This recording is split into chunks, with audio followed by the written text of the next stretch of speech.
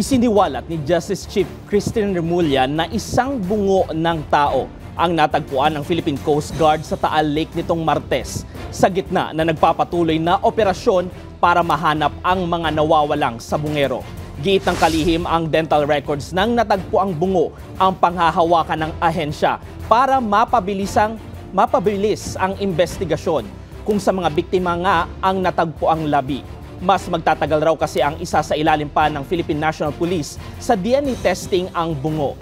Natagpuan ang bungo sa lugar ng unang itinuro ng whistleblower na si Julie Patidongan alias Totoy kung saan umano inilibing ang mga bangkay. Kinumpirma din ng kalihim na sangkot sa isyu ng paninira sa kumantang witness ang nirelieve na police commander na naka-assign sa operasyon alinsunod sa hiling ng whistleblower. Nandun yung ngipin eh.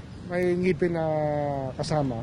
Hindi lang kung kasama yung panga, yung lower jaw, pero yung upper teeth kasama. So baka sakaling may makuha tayo dito.